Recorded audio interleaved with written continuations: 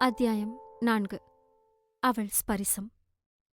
கௌதமும் ஐஸ்வர்யாவும் அவர்களை மறந்து முத்தமிட்டுக் கொண்டிருந்தனர். ஒரு கட்டத்தில் கௌதமே அவளை விடுவிக்க இருவரும் எழுந்து ஆடையை சரி செய்து கொண்டனர். சாரி கௌதம், என்னால உங்க டேபிள்ல இருக்கிறது எல்லாமே கலைஞ்சு போச்சு. ஐஸ்வர்யா கௌதமின் விழிகளை பார்த்து கிசுகிசுத்தாள். பரவாயில்ல ஐஷு, அதை நான் சரி பண்ணிக்கிறேன். ஆனா உனக்கு என் மேல இப்ப நம்பிக்கை இருக்குல்ல? எனக்கு உங்க மேல முழு நம்பிக்கை இருக்கு. முடிஞ்ச அளவுக்கு சீக்கிரம் அவளை டிவோர்ஸ் பண்ணிட்டு நம்ம 2 பேரும் கல்யாணம் பண்ணிக்கலாம். அதற்கு அவனும் சரி என்று தலையசைத்தான். அதே நேரம் இங்கு சனா காரை ஓட்டிக் கொண்டிருக்க பின் சீட்டில் யோசனையுடன் அமர்ந்திருந்தாள் ரேணு. அவள் எண்ணங்களில் பல விஷயங்கள் ஓடிக்கொண்டிருந்தன.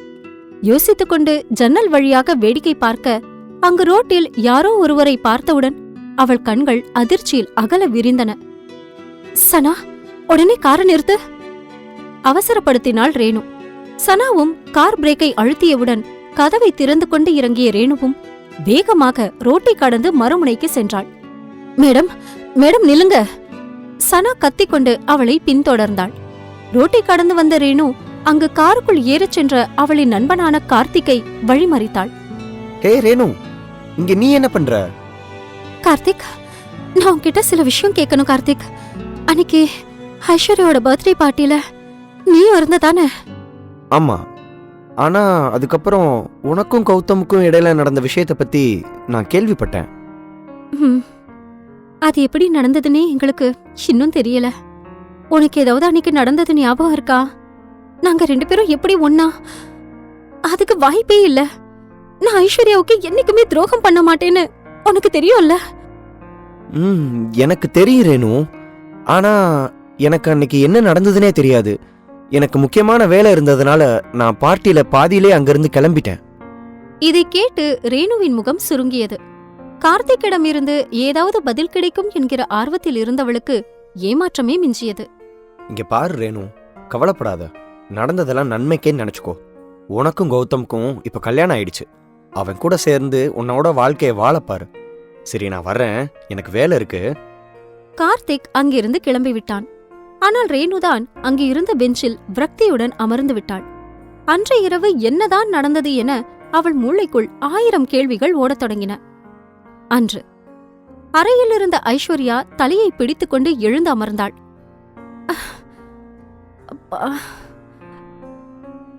என்னது, நான் எப்படி இங்க வந்தேன்?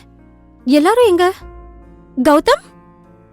அவள் எழுந்து வெளியே வந்தாள். நேற்று இரவு பார்ட்டியில் இருந்த யாரும் அங்கு இல்லை. ஒவ்வொரு அறையாக தேடிக்கொண்டு வந்தவள் திடீரென்று ஏதோ ஒரு அறையை கடந்து செல்ல கௌதம் கோபத்தில் பேசும் சத்தம் கேட்டுக்கொண்டிருந்தது. கௌதம்! கதவை திறந்த ஐஷு அங்கு இருந்த மெத்தையில் கௌதமும் ரேணுவும் ஒரே கட்டிலில் ஆடையின்றி இருப்பதை பார்த்தாள். மார்புக்கு குறுக்காக தன் கையை கொண்டு மறைத்திருந்த ரேணு சட்டென்று போர்வையை எடுத்து தன் உடலை மறைத்துக் கொள்ள கண்களில் நீர் தேங்கியது. ஐஷுவை அவளால் எதிர்கொள்ள முடியவில்லை. You seat! கௌதம், நீங்க என்ன இப்படி ஏமாத்துவீங்கன்னு நான் எதிர்பார்க்கவே இல்ல. கலங்கிய குரலுடன் கேட்டாள் ஐஸ்வர்யா. நீ நினைக்கிற மாதிரி இல்ல ஐஷு, நான் என்று அவன் என்ன சொல்வது என்று தெரியாமல் தவித்து போனான். 2 பேருமே என்னை இப்படி நம்ப வச்சு கழுத்தறுத்துட்டீங்கல்ல? கௌதமும் ரேணுவும் அவளுக்கு புரிய வைக்க எவ்வளவோ முயற்சித்தார்கள். ஆனால் ஐஸ்வர்யா அங்கிருந்து சென்றுவிட கோபத்தின் உச்சத்திற்கு சென்றான் கௌதம். கோபத்தில் ரேணுவின் பின்முடியை பிடித்தவன், ஏய், என்னடி பண்ண? நான் எப்படி இங்க வந்தேன்? நான் உன் கூட? சீ, உனக்கு வெக்கமா இல்ல? உன்னோட ஃப்ரெண்டுக்கே துரோகம் பண்ணிட்டல. கௌதம் வார்த்தைகளால் ரேணுவை குத்தி கிழித்தான். ரேணுவுக்கு என்ன சொல்வது என்று தெரியவில்லை. பாதிக்கப்பட்டது அவளும் தான். ஆனால் இப்பொழுது அவன் அனைத்து தவறும் அவளுடையது என்று கூறுகிறான். அதன் பிறகு என்ன? விஷயம் அனைவருக்கும் தெரிவதற்கு முன்னரே இருவருக்கும் திருமணம் செய்து வைக்கலாம் என்று கல்பனா திருமணம் செய்து வைத்துவிட்டார். கல்பனாவிற்கும் ரேணுவை பிடிக்காதுதான். ஆனால் வேறு வழியில்லை. இதையெல்லாம் நினைத்துக்கொண்டு ரேணு ரோட்டில் இருந்த பெஞ்சில் அமர்ந்திருக்க அவள் அருகில் மூச்சிறைக்க ஓடி வந்தாள் சனா.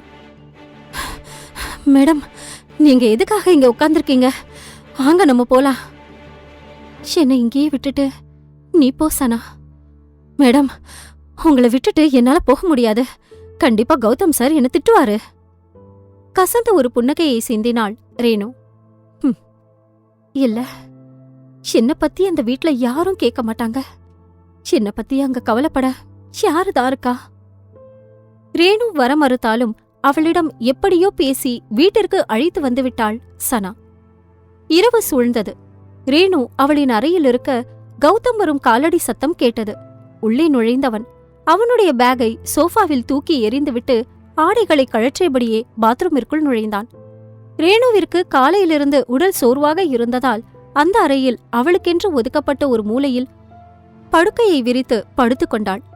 குளித்து முடித்துவிட்டு வெளியே வந்த கௌதமின் கண்களில் அவள் நிம்மதியாக தூங்கிக் கொண்டிருப்பது விழுந்தது.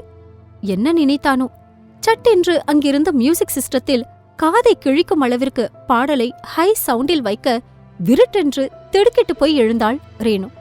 அதை பார்த்து ஏளன சிரிப்பு ஒன்றை சிந்தினான் கௌதம். தன்னுடைய கபோர்டிலிருந்து சட்டையை எடுத்தவன் என்ன நினைத்தானோ, அவளை பார்த்து கத்தினான். ஏய், இங்க வா. நானா? அவள் சற்று தயக்கத்துடனும் பயத்துடனும் கேட்டாள். இந்த ரூம்ல நீ மட்டும் தானே இருக்க? அப்போ ஒன்னதானே கூப்பிடுறேன், எந்திரிச்சு வா மரியாதையா. அதட்டலாக வந்தது அவனின் குரல். அடுத்த நொடி எழுந்து அவன் முன்னால் சென்று நின்றாள். கௌதம் இன்னும் சட்டை அணியாமல் விற்று மேனியுடன் நிற்க ரேணுவால் அவனின் தேகத்தை பார்க்க தைரியமில்லை. தலை கவிழ்ந்து நின்றாள். பண்றதெல்லாம் பண்ணிட்டு ஒன்னும் தெரியாதவ மாதிரி நிக்கிறா. மனதிற்குள் அவளை திட்டினான். என்ன அப்படி பாக்குற? அன்னைக்கு ராத்திரி என் கூட இருக்கும்போது என் சட்டைய கலட்டி எறிய தெரிஞ்சுல, இப்போ எனக்கு சட்டைய போட்டு விட மட்டும் உனக்கு கசக்குதா? கௌதம் அப்படி கூறியதும் ரேணுவுக்கு என்ன பதில் சொல்வது என்று தெரியவில்லை. உண்மையில் அன்று இரவு இருவருக்கும் இடையில் நடந்த விஷயங்கள் எதுவும் அவளின் நினைவில் இல்லை. ஏய், இப்ப வரப்போறியா இல்லையா? அவன் கத்தியதில் சட்டையை வாங்கியவள் அவனுக்கு போட்டுவிட ஆரம்பித்தாள். கௌதமின் கூர்மையான விழிகள் அவளைத்தான் பார்த்து கொண்டிருந்தன. அவளின் மன எண்ணத்தை படிக்க நினைத்தான் போலும். ஆனால் ரேணுவை பற்றி அவனால் புரிந்து கொள்ள முடியவில்லை. ரேணுவின் விரல் தீண்டுதல் அவன் மீது எதிர்ச்சியாகப்பட்டது. அதில் ஒரு நொடி உடல் சிலிர்த்து போனான். அவள் அவனின் மற்றொரு கையை சட்டைக்குள் விடப்போக திடீரென்று தோள்பட்டை வலித்தது. என்னடி பண்ற?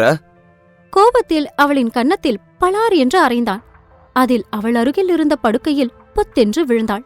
ஒரு சட்டைய கூட உன்னால உருப்படியா போட முடியாதா? கோபத்தில் கத்தியவன் பாதி அணிந்திருந்த சட்டையையும் கழற்றி அவள் முகத்தில் எறிந்துவிட்டு அந்த அறையிலிருந்து வெளியேறினான். என்னை எதுக்காக இப்படி கஷ்டப்படுத்துற கௌதம்? நானும் மனுஷிதானே, எனக்கும் வலிக்கும் கௌதம். ஆமா, எனக்கு ஒன்னு பிடிக்கும் தான். உன்னை மட்டும்தான் ரொம்ப ரொம்ப பிடிக்கும். ஆனா எப்ப ஐஸ்வர்யாவுக்கு ஒன்னு பிடிச்சிருக்குதுன்னு தெரிஞ்சதோ அந்த நிமிஷமே என்னோட எண்ணத்தை மாத்திக்கிட்டேன். நான் எப்பவுமே உன்னோட மனைவி ஆகணும்னு ஆசைப்பட்டதில்ல. இப்ப கூட என்னால உனக்கு தொந்தரவு இல்லாம இங்க இருந்து போக முடியும். ஆனா என் வயித்துல வளர நம்ம குழந்தையோட நிலைமைய நினைச்சுதான் நான் இங்க இருக்கேன். கௌதம் வீசிவிட்டு சென்ற அவனது சட்டையை பார்த்து அழுதபடி பேசினாள் அவள். இரவு முழுவதும் அழுது கரைந்தவள் அப்படியே தூங்கியும் போனாள். அறையிலிருந்து நேராக ஜிம்முக்கு வந்த கௌதம் இரவு முழுவதும் அங்கேயே வெறித்தனமாக எக்ஸசைஸ் செய்து கொண்டிருந்தான். ஏற்கனவே கையில் சுளுக்கு ஏற்பட்டிருக்க அதையும் பொருட்படுத்தாமல் த்ரெட்மில்லில் வெறித்தனமாக ஓடிக்கொண்டிருந்தான். முகத்திலிருந்து வியர்வை சொட்ட சொட்ட வடிந்தது. என்னதான் அவன் ரேணுவின் மீது கோபமாக இருக்க நினைத்தாலும் சிறிது நேரத்திற்கு முன்னால் ரேணுவின் ஸ்பரிசம் அவன் உடலில் பட்ட தருணம் உள்ளுக்குள் 1000 மின்சாரம் பாய்ந்தது போல் உணர்ந்ததை சுற்றியிருந்தது. இது எப்படி சாத்தியம்? அவ என்ன தொட்டது எனக்கு எரிச்சல தானே தந்திருக்கணும். ஆனா இந்த உணர்வு, இது என்ன? பாறையின் மீது மழை துளி விழுந்தது. உணர்வானா